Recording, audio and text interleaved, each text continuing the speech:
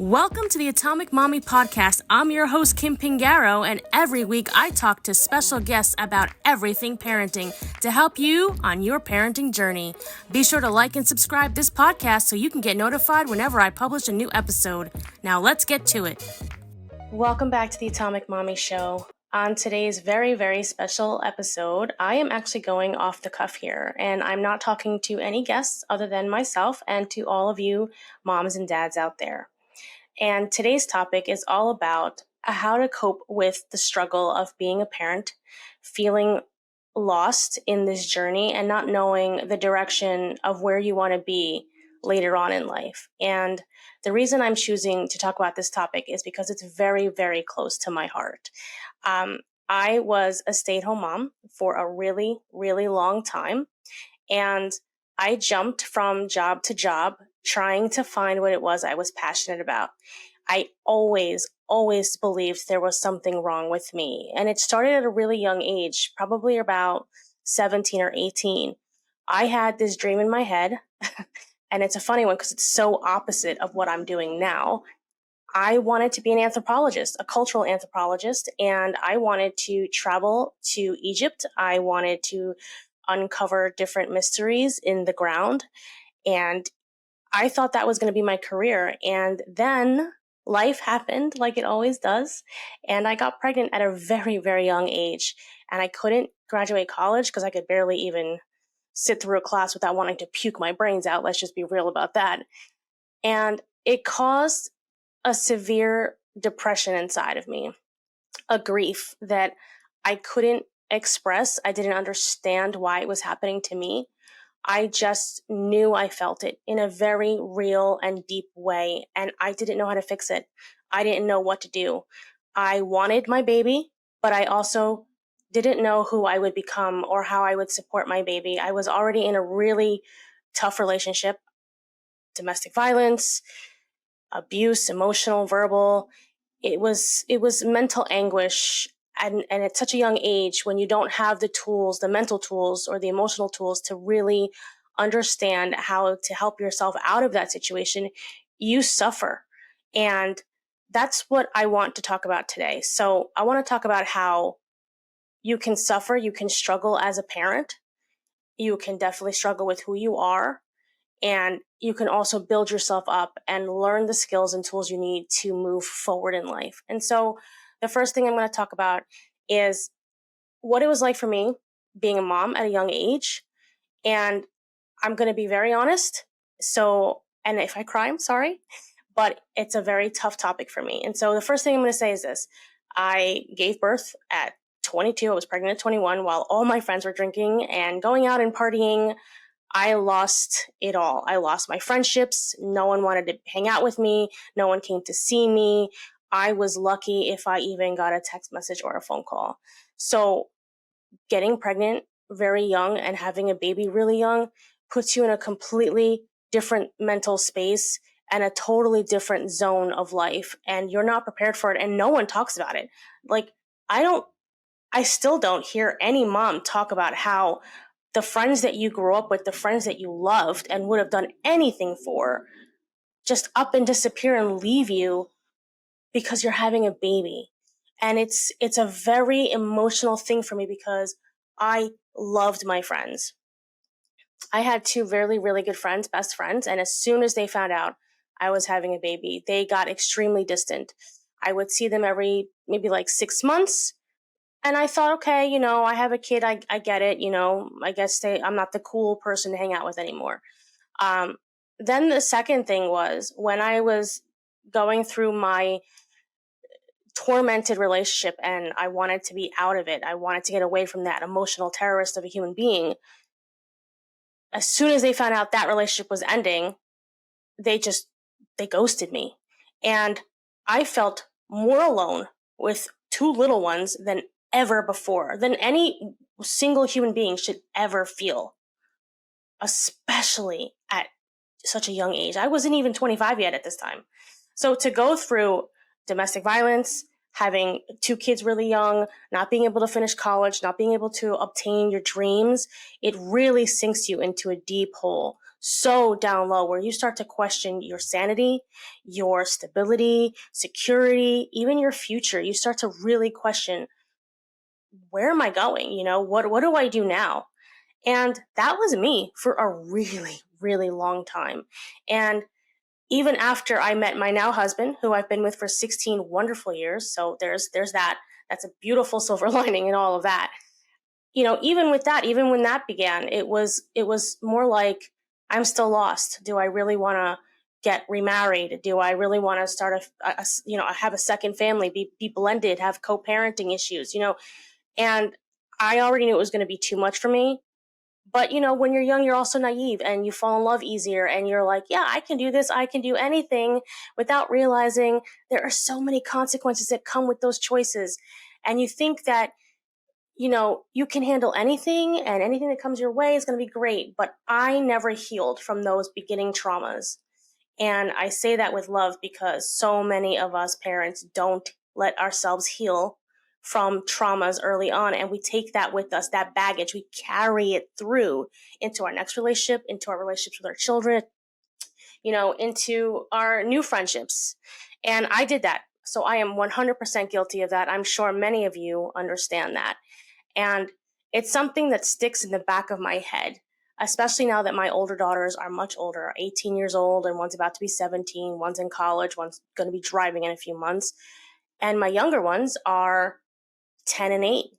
I feel that I got to enjoy this part of parenting and family life so, so, so much more than I did with my earlier children. And I catch myself feeling guilty about that. I literally woke up last night at 2 o'clock in the morning in a panic attack, crying because I missed out on so much of that life, on so much of the earlier parenting. And I always make myself feel guilty, which is something you should never, ever, ever do to yourself. But a lot of us are guilty of that, especially people pleasers, especially perfectionists. And I'm those two things. I struggle with letting go of what was, what could have been. And I'm sure that there are some of you out there who might do the same. And so along this journey over the last, let's say, 18 years, I have learned quite a few tips and tools, how to push myself forward from failure to failure to failure, from feeling lost 1 second, feeling alive the next, and then feeling lost all over again. And I want to share those because I think it's really important to understand that you can feel lost, you can be depressed, you can feel grief and loss about certain aspects of your life, but still love the other aspects, still very much feel happy in those other times. And I think that's a conversation that often gets missed when we're talking about parents who've had kids really young or who are coping, struggling with their coping skills with being a parent young, or even, anything else that comes in the parenting journey. Sometimes struggling is just part of it. But there is a very real way that you can enjoy life while still feeling lost. And I want to share that. So one of the things I learned very early on is how to laugh.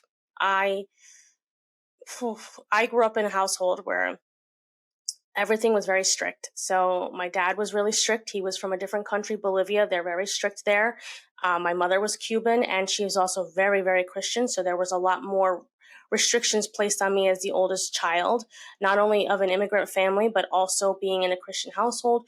You are raised to have everything done in faith, have everything done for yourself. You have to be self-aware. You have to be able to be responsible, not just for yourself, but for the family, for your sister, for your other siblings, for cousins.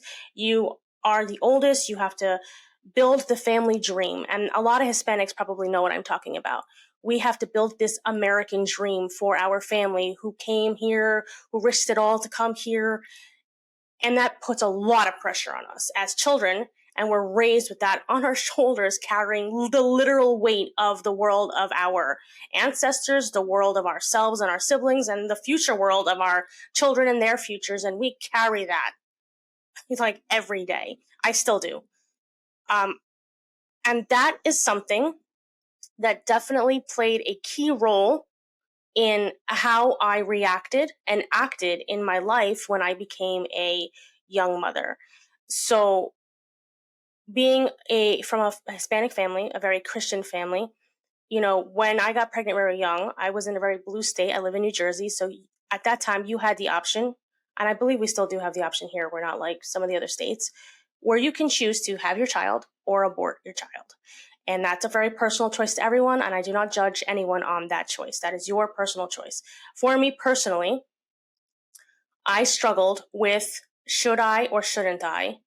And when I finally made a decision to have my first daughter, I was scared out of my mind. Every parent's scared out of your mind. It doesn't matter how old you are. It doesn't matter if you're steady, you're stable, you're financially secure, or you have debt coming out of your ears from whatever it is. Most people are scared when they're about to have their first kids because it's a huge responsibility. You're literally taking someone else's life in your hands and saying, I got this, even if you don't have your own shit together, in other words, And I was very much that person. Now, one good thing about coming from the family I came from, we're very family oriented. So I knew I could be a mom and parent. Well, I just didn't come from a really strong marriage based family where they had a great connection with each other. They knew how to communicate. So I absorbed all that and they became my bad habits in my relationship. So while my ex was, emotionally, verbally, and physically abusing me, I also didn't know how to react or act in those moments or how to really defend myself and stand up for myself. So when I say one of the biggest first things I learned to deal with was learning how to laugh so I could cope with all the stress of my new life, it's true. I dove myself into books whenever I had 2 seconds to myself, into movies, whatever I could that would make me laugh. And I needed that laughter very, very much because that laughter allowed me a sense of peace in just those few moments, which then reinvigorated myself, gave me more energy to handle being a parent and being in a really terrible relationship.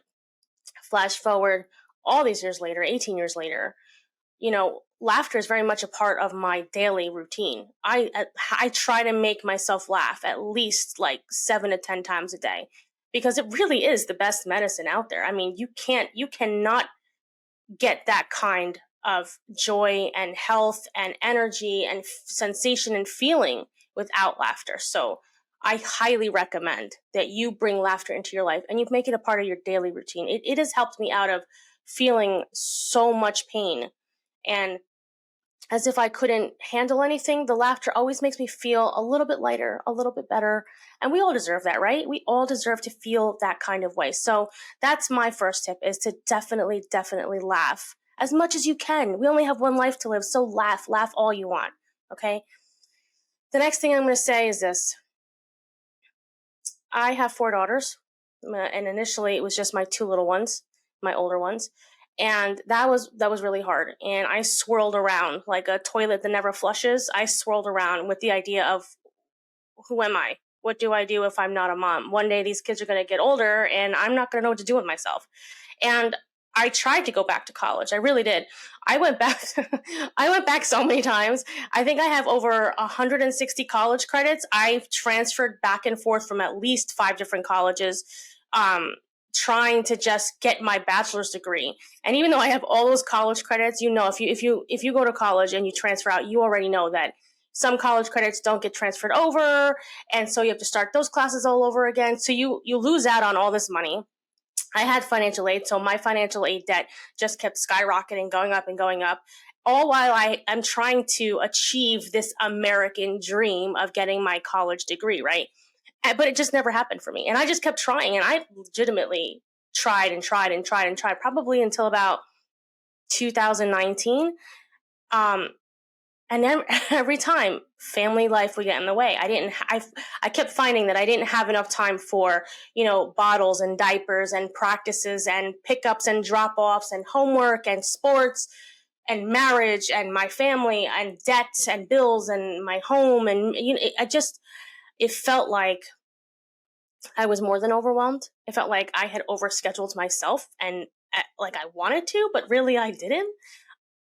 Like I was chasing some made up belief that if I didn't have a college degree, I was a big fat nobody. And I'm sure many of you grew up the same way, especially if you're close to my age. I'm 40. I have no shame in admitting that. I'm sure that you grew up with people who told you college, college, college, go to college, go to college. You got to go to college. You need a college degree. You need to graduate. You need a college degree in order to get a job. Back then, there was no social media. There was no, you can be an influencer. There wasn't even the idea that you could start a business. Like, if you knew to start a business, it was because someone in the family had a business. But outside of that, no one was telling us that. Not even in grammar school, not in high school. No one was pushing, saying, hey, you don't need to go to college. You can go to technical school, or you can go, be someone's assistant or an apprentice and become this or that. No one told us that. And so a lot of us went to college, and a lot of us probably graduated, not me, and still came out with a ton of debt, the size of a freaking house mortgage. So is it really worth it at the end of the day? Especially now that you can teach yourself something? I'm going to say no. And I'm a huge advocate that whatever you can learn online means that you don't need to go to college to pay them $60,000 a year to go. Now, if you want to go, that's all for you. That's your choice. I'm just a huge advocate for self-learning.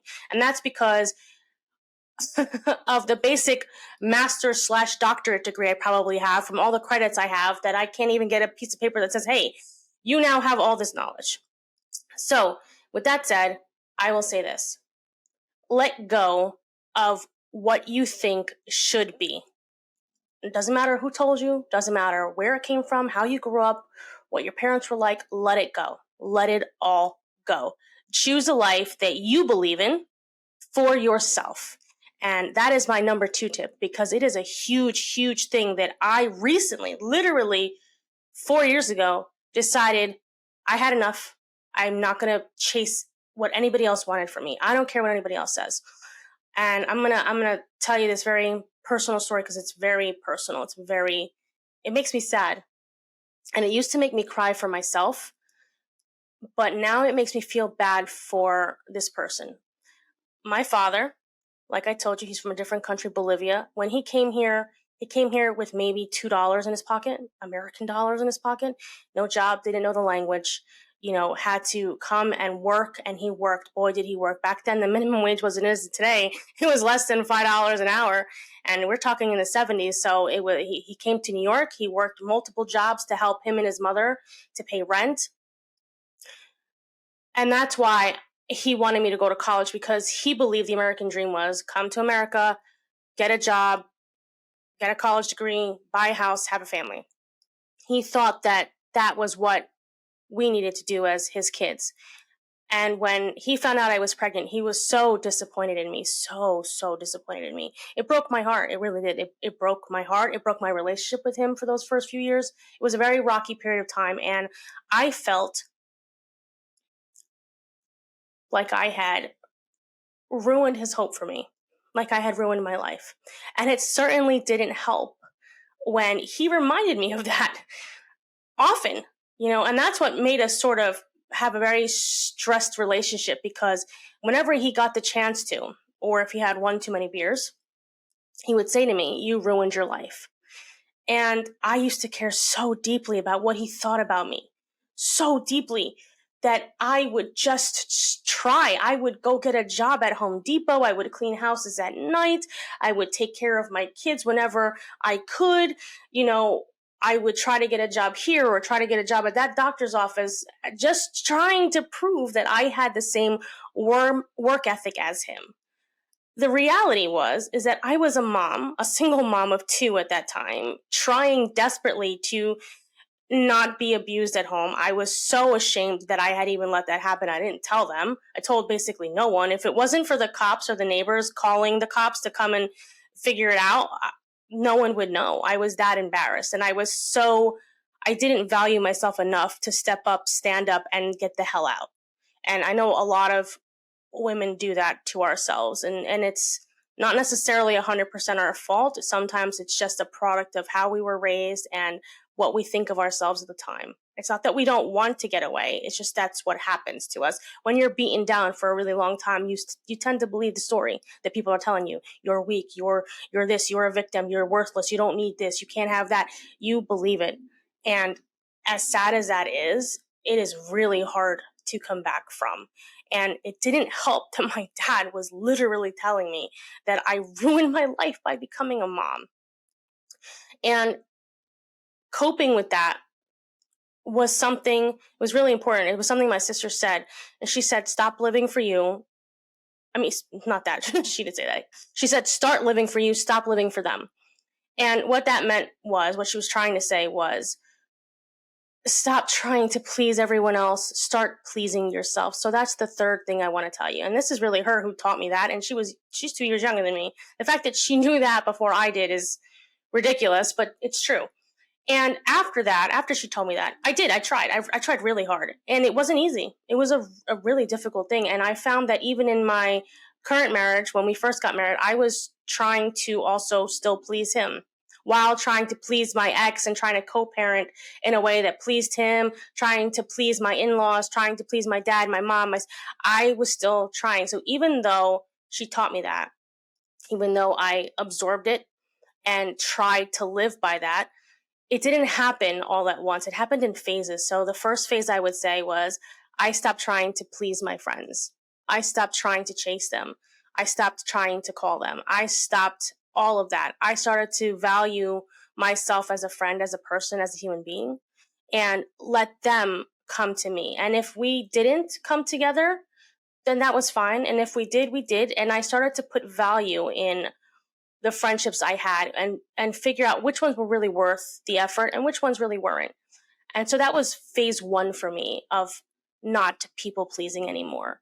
The second phase was not trying to please my in-laws, not trying to make sure everything I did made them happy.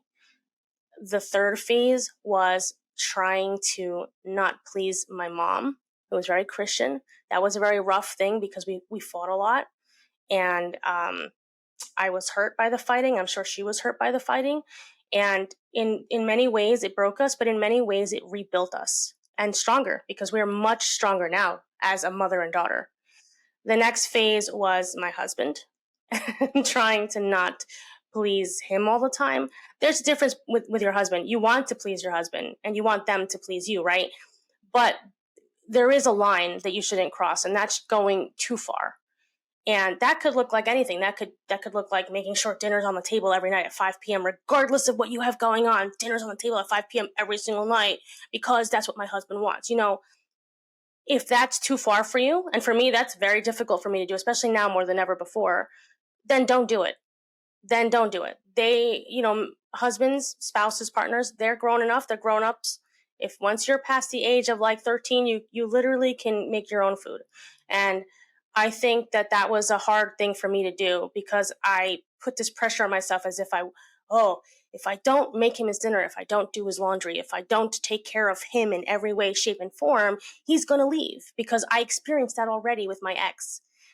At the same time, I also felt like, well, why would he want to be with someone who doesn't want to please him? So it's a very fine line to walk, and you have to find what works for you as in terms of pleasing your spouse. So figure out what works for you. For example, I love watching movies. He loves watching movies, and I love to laugh, and he loves to laugh. So pleasing him sometimes involves, letting him play Call of Duty for hours on end while I'm working. But at least he's getting his time that he needs and that he wants and he deserves, right? But me being able to get dinner on the table every night at 5 o'clock when I'm running 2 businesses and 4 kids, it's just sometimes I have to DoorDash or Uber Eats. So, and he gets that and he understands that because that happened with communication. Now, the last phase is something I'm still working on. And that's what I'm trying to share with you is that every phase happens for a reason and every phase comes in waves. You're not going to do everything all at once. So stop trying to do all that. As moms, as parents, we always try to do it. We put it in a bubble and we try to fit as much as we can in there before it goes poof and explodes. And then we're wondering well, what's this mess for? Well, we sort of created it ourselves. So in this aspect, this last phase is trying to not please my father. And I'd say the last 4 years has really been about that. Starting my business, letting go of the dream of going to college and getting a bachelor's degree and getting a master's and a doctorate and whatever I was going to get it in. I let it all go. And I started that 4 years ago when I started Atomic Mommy. And it was a tiny, tiny little mommy blog, like a little journal, really, just to put my feelings and thoughts down. And it took me 4 years to grow it into this brand. It's a global brand now. And I honestly cannot understand why my dad still literally tells me, you ruined your life. Last Christmas, he was here and he legitimately said that to me. He thinks it's okay to say those things to me still at 40 years old, and he's going to be 70, I think, this December. So I confronted him this time, and I asked him, I said, why do you still think I ruined my life? I own two businesses that are doing really well, and I love what I do. And I've raised my children. I have an 18-year-old and a 16-year-old, a 10-year-old and 8-year-old. I am doing really, really well as a woman, as a mother, as a wife. I mean, it's no easy feat in today's time to have 4 kids, a home, 2 businesses that are successful, and a husband that you love and are married to for a decade and have been together almost 20 years. So why does he think my life is ruined? I have no idea. But here's the kicker. Because of all the hard work I've done in phasing out people pleasing in different phases, I now don't care what he thinks. And that's the message I want to share with you in terms of that. Once you start putting in the work to stop people pleasing, you will literally lift yourself out of whatever despair or sadness you feel. And that is a huge weight off of me, because when he said it this last Christmas, first I cried. Like later in the day with my husband alone in private, I was like, why would he say that to me? And I cried. The next day I was like, do I really care? And then I finally realized a week later, no, because I'm still here doing what it is I want to do. And so that has been the hardest thing, was to finally let it all go. And it is possible. It just takes hard work, and it doesn't happen overnight. It literally took me the last 18 years to go in phases. So in terms of stopping people pleasing, take your time. Don't do it all at once. Do it in phases, whatever works best for you, and understand that it takes time for it to really take its effect on yourself. Because essentially you're working on you're working inside of you and in here, and you're trying to make sure that you don't continue down that path anymore, because it also leads to something that I often used to do and I'm very guilty of, and that's the next thing: self-sabotage. I am a freaking master of self-sabotage. I cannot say it any louder than that. Self-sabotage. I am literally the queen of self-sabotage. I sabotage myself daily, or at least I used to. I don't really do it anymore, but it was constant. It could be about anything. It'd be like working out. I'm too tired. I'm not going to the gym today. Or it would be like, I didn't get enough sleep, so I don't really want to write anything. Oh, I don't feel like going anywhere, so I know I have a date today with my friends. I'm not going. These are the conversations I had with myself. And if you are a self-saboteur, like I am, you probably have these conversations with yourself too. So it's not something that I love to admit or love doing, but it is something that deserves to be noticed in yourself, so you can address the issue and figure out what it is that's causing it. And I realized that it had something to do, once again, with not being in life where I wanted to be. And the way I changed that was putting myself in a position that I felt passionate about, that I wanted to be in. And that was starting Atomic Mommy. And so I can honestly say that if I didn't start the brand Atomic Mommy, I don't think I would be healed in that aspect. I think I would still self-sabotage on a daily basis. But I will say this: it wasn't an easy thing. At the beginning, it was also very self-sabotaging myself. I literally would set a schedule for blogging, right? I'm going to blog on Wednesdays every morning, 10 a.m., right? I didn't consider anything else around me. I just did that. And guess what? It didn't work out. So I ended up having to create this schedule, this routine, where I literally set myself up to get things done. Sort of like a checklist I created, where I would say, okay, today I'm going to do this. And I would do it on small scales. So today I'm going to do 30 squats. Check, I would do 30 squats. And that would make me feel a tiny little bit happier. The next thing I would do, I would say, I'm going to make myself breakfast today. A nice omelet with maybe like a feta tomato cheese salad, and I'll eat that. I'll eat healthy today. Check. And these tiny little tasks that I assigned to myself, once I started checking them off, I started to realize I was feeling really good about completing these small goals. And so I started moving up to bigger ones. And over the last 4 years, I have literally mastered the art of not self-sabotaging. So that's what I'll tell you is just take some time to figure out what it is you want to accomplish, and then, simplify it, make it super small so you can have these tiny little goals that you can achieve daily, that only take a few seconds to do, and then move up to doing things that only take a couple minutes, and then things that take maybe an hour, and then bigger goals, things that might take a week or a month. And eventually you're going to have so many wins that you're just going to automatically create this new habit where you are winning regularly. And that's where I'm at today. And I'm hoping that by listening to this, you're going to be there too. And so understanding all of that and how that helps you with parenting is something very unique. And the thing is here, when you're raising kids, everything that you do, they watch, they see, they absorb into themselves. And if you're not showing them what they could be, then you're basically helping them to fail in life. And here's the kicker. You also have to show them how to fail successfully, because there is a way to do it. And that way is to not quit. It's to keep moving forward and to also keep trying to achieve your goals no matter how long it takes. Because remember, your kids are actually listening and watching and absorbing. And if you don't teach them how to fail, they will not be able to get up when they fail. And so I'm going to leave this episode with that small piece of advice is whatever you want for your children, you need to show them yourself in every way, shape, and form that you possibly can. Instill in them the habits that you wished for yourself, that you wish your parents gave you. Give to them. Make the efforts, whether it's a small effort or a big effort, put in the work, because essentially you're creating mini versions of yourself, but you want those mini versions to be 10,000 times more successful than you. And the only way to do that is to admit to yourself where you failed in life and what you could be doing better. And if you're not doing that, you're not helping them either. So I'm going to leave that episode with you, and hopefully you'll like and subscribe this episode. So until next week, bye.